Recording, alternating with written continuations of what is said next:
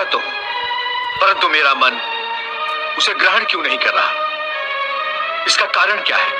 इसका कारण है वो जंजीर जो तुम्हारे मन ने अपने ही गिर्द लपेट रखी है।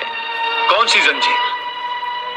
रिश्तेदारी की जंजीर, ये नातेदारी का मोह कि ये मेरा भाई है, ये मेरा मामा है, ये मेरा ससुर है, ये पितामह है। तुम ठीक कहते हो कि रिश्ते नातों की जंजीरों ने मुझे चारों तरफ से जकड़ रखा है, परंतु मैं इस जंजीर को कैसे तोड़ दूं? मैंने मान लिया कि ये सारे शरीर नाशवान हैं, परंतु इनके साथ जो मेरे रिश्ते हैं वो तो नाशवान नहीं है, वो तो सच्चे हैं। भीष्म मेरे पितामह हैं, अभिमन्यु मेरा पुत्र है, महाबली भीम मेरा सहोदर भाई है। ये रिश्ते तो सच्चे हैं। भले इन सब के शरीर मर जाएंगे, परंतु इन सब के साथ जो मेरे रिश्ते हैं वो तो नहीं मरेंगे। जैसे आज मेरे पिता महाराज पांडु का शरीर नहीं है, परंतु मेरे पिता आज भी महाराज पांडु हैं। पिता पुत्र का तो वो पवित्र रिश्ता समाप्त नहीं हुआ। इन रिश्तों की पवित्रता पर मैं कैसे प्रहार करूं? शरीर को भूल जाओ, परंतु अपने दादा के रिश्ते पर तीर कैसे चलाओ? अपने भाई के नाते पर तलवार कैसे उठाओ? अर्जुन, ये रिश्ते, ये नाते सब इस जन्म के हैं। इस जन्म से पहले या इस जन्म के पश्चात इन रिश्तों का कोई अस्तित्व नहीं रहता। ये काका, मामा, भाई, पुत्र, पितामह पिछले जन्म में कहां थे? तुम्हारे क्या लगते थे? और अगले जन्म में ये क्या होंगे,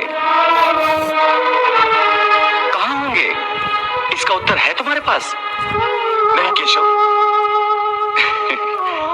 इसीलिए कहता हूं कि जब शरीर नाशवान है तो ये रिश्ते भी नाशवान हैं,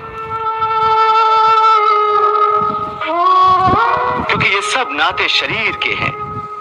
और ये जो तुमने अपने पिता का उदाहरण दिया कि उनका तुम्हारा पिता पुत्र का नाता तो समाप्त नहीं हुआ, तो ये भी तुम्हारा भ्रम है,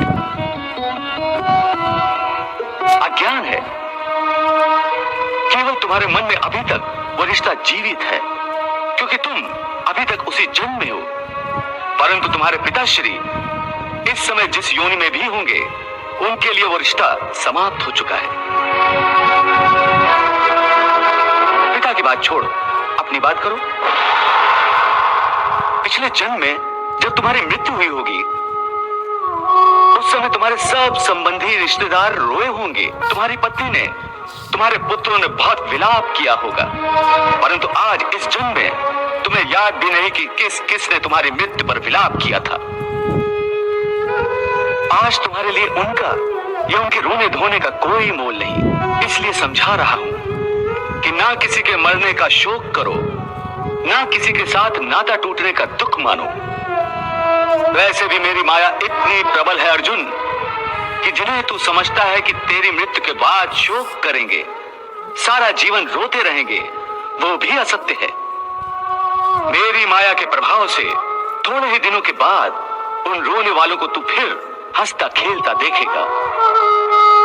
मित्र 4 दिन रोता है, भाई 10 दिन रोता है, पत्नी उससे अधिक रोती है, माता सबसे अधिक समय तक रोती है, परंतु सबके आंसू धीरे धीरे सूख जाते हैं और उन आंखों में फिर से नए नए सपनों की रोशनी चमकने लगती है।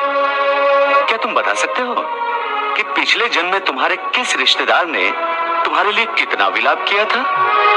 नहीं केशव, ये मैं कैसे बता सकता हूं? मुझे तो ये तक याद नहीं कि वो कौन थे। बस जिस तरह तुम अपने पिछले जन्म